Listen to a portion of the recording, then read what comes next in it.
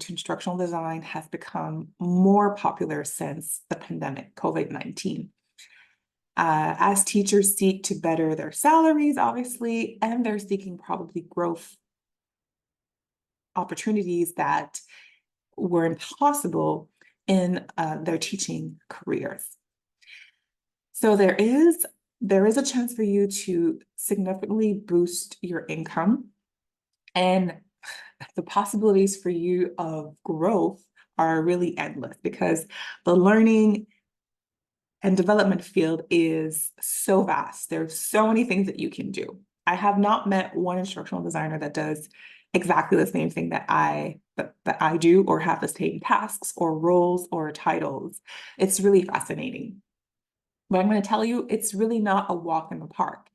The transition is tough, and many people struggle to land their first instructional design roles. And especially for those who are trying to do this on their own, I would say. So first, let's address the big barrier.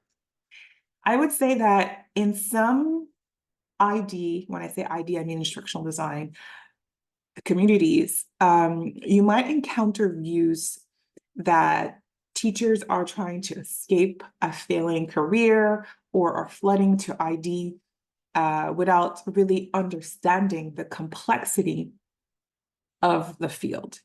This is true.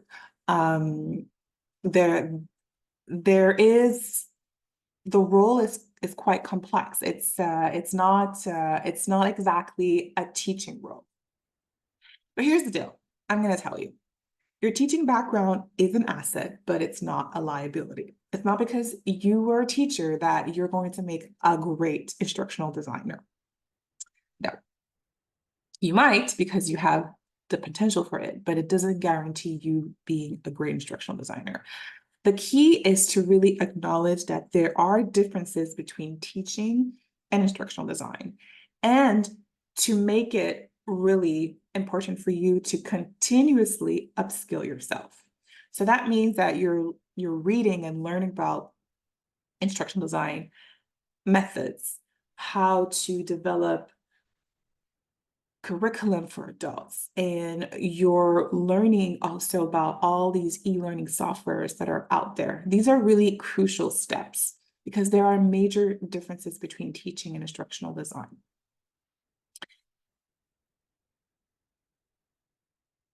Another major challenge is the mindset change. As a teacher transitioning into the corporate world, you really need to change your mindset. So in the corporate world, the focus is on profit and business improvement, not just on knowledge development. As an educator, your focus was really for your learners to improve their knowledge, right, and their skills. But in business, it's mainly about profits and improving the business, right? So this can be significant. It can be a shift that is quite significant for those who are used to the education sector. So you really have to change your mindset here. It's all about the business goals. It's also about understanding your learners, right? This is something as a teacher you're used to, but you need to understand your learners who are adults and who learn very differently. And the lecture center approach might not always work for them. So be prepared to embrace various learning styles and continuous self-development. Hence why it's really important for you to keep reading about learning design principles and methodologies. And also network, speak to others to see what are they doing in their sector in order to help adult learners, employees meet their business goal, etc. Another thing too, many new instructional designers face imposter syndrome. I did in the beginning of my transition, and I may also face it later on in my career. You know, it comes in phases and waves.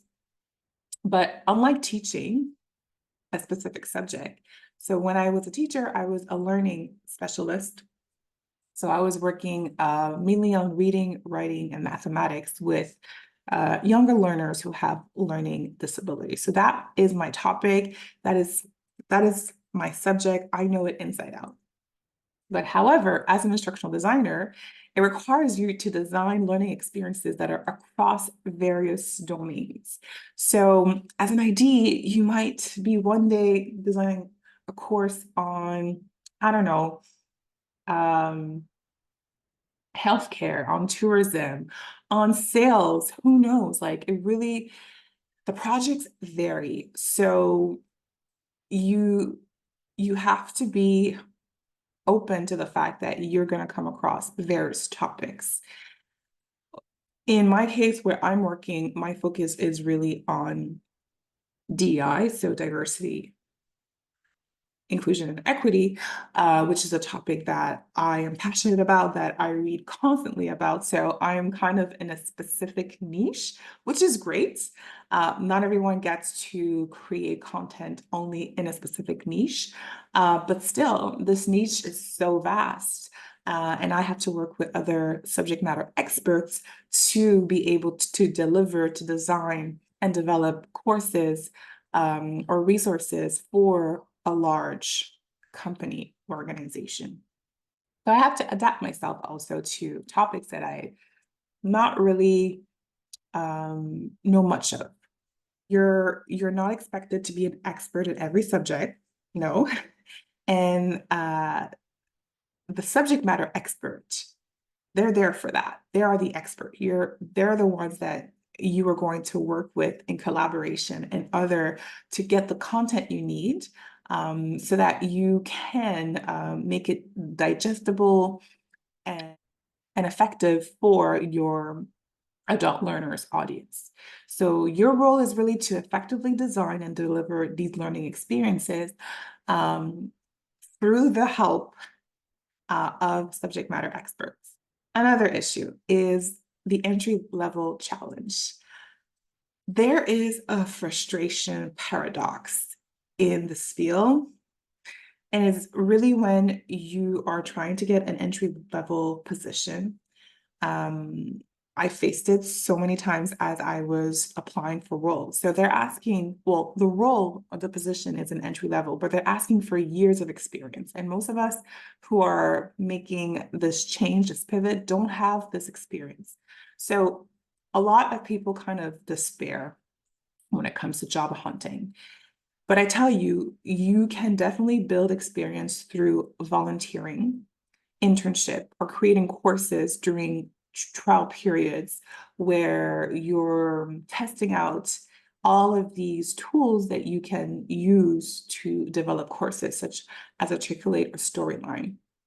I used my work environment as a teacher to build my skills, my experience, offering workshops and training and learning resources for adults. So my work environment served me as a way to gain experience.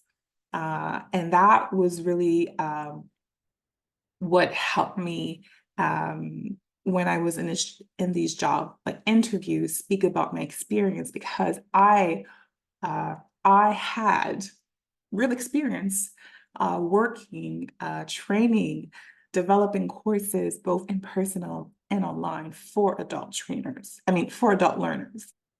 Okay, let's talk about e-learning software. It's a common misconception that mastering one tool is enough. No, the reality is very different. You need to be flexible and familiar with various tools because companies often change their preferences. So maybe one year you're working with this software, and then the next year it's like, oh, let's use this other software. So knowing one software is not enough. Obviously, you're going to perhaps develop more skills or mastery in one tool that you prefer. And usually I hope that is the tool that is the most popular. Like right now, it's Articulate 360. This is the tool that most companies are using, but not everyone is using it. So you need to be flexible and know like the ins and outs of all of these softwares. And the last barrier or challenge is managing expectations. instructional designers might be different from what you imagine. So explore the field thoroughly, understand the roles, and align them with your goals. So I think one of the best ways to do that is to maybe start working for an agency, because in an agency you'll be working on different projects for different companies. It will allow you to kind of understand like what kind of projects you like to do, what kind of sector you would want to work for. Maybe that's the route you take, or maybe not. This is not the route I'll take. This was not the route I took. I took a different route. I decided that I wanted to work for one company in a specific niche because I knew exactly what I wanted.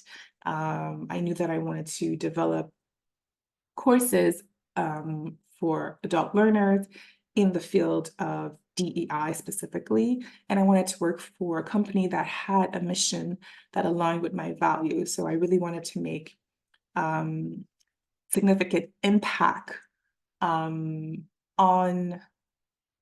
the employees, on the learners, on the audience that I was designing resources for.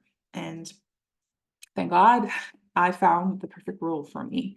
But your roles might be very different from mine. So you really need to sit down with yourself and understand, okay, what is it that you want? And if you're kind of unsure still, then maybe going the path of working for an agency, getting a little bit of experience, volunteering, things like that might help you make a better sense of what is the best working setting for you. So I'm going to end this video by saying it's important to remember that transitioning to instructional design is a journey. It requires time, it requires effort, and a bit of luck, I would say. So stay motivated and remember why you started this journey. Your instructional design role is out there and it's waiting for you. If I was able to do it, I had a newborn and I was working full-time as a teacher still, and I found time to do this, to devote time to learn about the field, learn about the theories, and to develop my projects, my portfolio, and prepare for interviews. And I did, and I landed a job in less than 3 months. So obviously I prepared myself before, and then when I was ready to start interviewing, I got a job in 2 months. So you can definitely do it as well. And if you're interested, I have a program called Teacher to Designer. It's going to be released in the spring. So if you're interested to join the waitlist and really have help and understand what did I do in my journey when I pivoted into instructional design, well, you should definitely sign up for the waitlist and take this course. It's a step-by-step course where I explain to you everything that I did in terms of how did I list all the skills that I possess and experience I possess, and how did I align it with roles that I was seeking, how did I develop my projects, how did I design my website, how did I prep for interviews. All of that is explained to you in the course. So thanks for watching. And if you found this video helpful, please like, share, subscribe for more. And I'll see you in the next